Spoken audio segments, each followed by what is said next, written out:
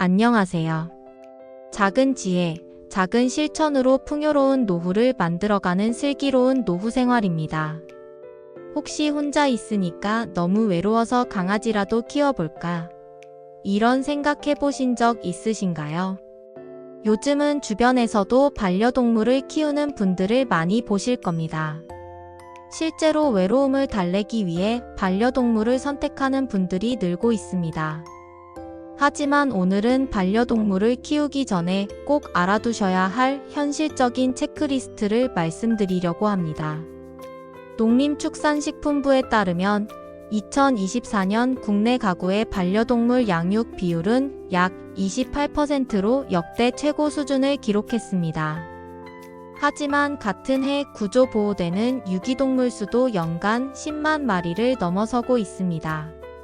많은 분들이 처음에는 좋았는데 관리가 힘들다는 이유로 끝까지 책임지지 못하는 경우가 생기고 있는 거죠. 반려동물을 키우지 않는 이유를 보면 관리상의 어려움, 끝까지 책임질 자신이 없어서, 그리고 비용 부담이 큰 비중을 차지합니다.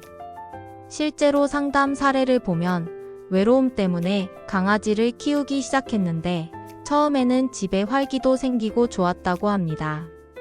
그런데 시간이 지나면서 사료비, 진료비로 매달 10에서 20만 원 이상 지출되는 게 부담이 되고 강아지가 아플 때마다 동물병원에 데려가는 일도 쉽지 않아 결국 자녀에게 맡기는 경우도 있었습니다.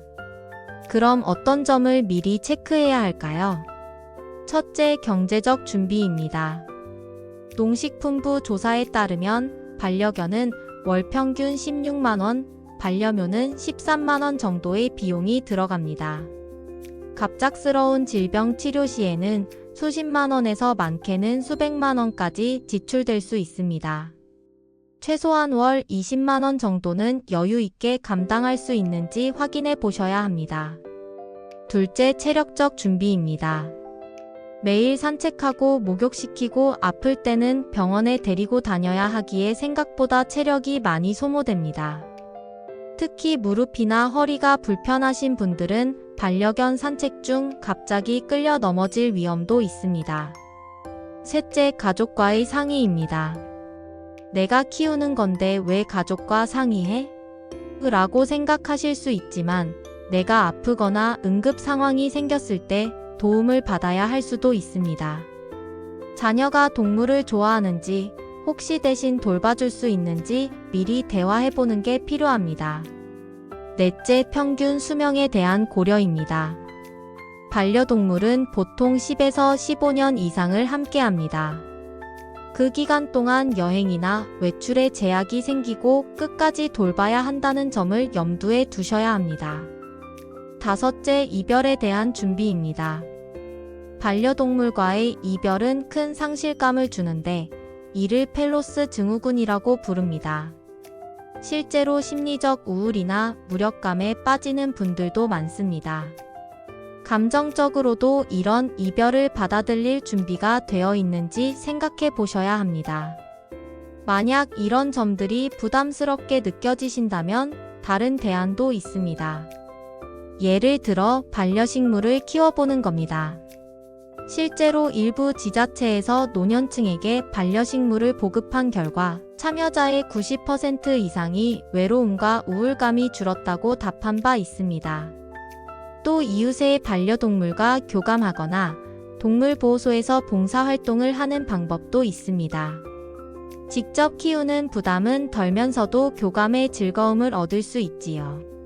그럼에도 불구하고 반려동물을 꼭 키우고 싶으시다면 본인 상황에 맞는 동물을 선택하시는 게 좋습니다. 털 빠짐이 적고 관리가 쉬운 푸들, 비숑 같은 소형견이나 성격이 온순한 고양이가 적합할 수 있습니다. 무엇보다 유기동물 보호소에서 입양하는 것도 좋은 선택입니다.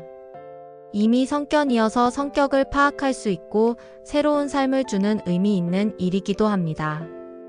기억하세요. 외로움을 달래려고 시작했다가 오히려 관리 부담으로 더 큰 스트레스를 받는 경우도 많습니다. 진정한 반려동물 사랑은 키우고 싶은 마음보다 끝까지 책임질 수 있는 준비에서 출발합니다. 충분히 준비하고 신중하게 결정하셔야 사람도 동물도 모두 행복해질 수 있습니다. 오늘부터 작은 실천을 해보세요. 경제적 여유 확인하기, 가족과 상의하기, 먼저 반려식물 키워보기. 이 중 하나라도 시작해보시면 좋습니다. 감사합니다.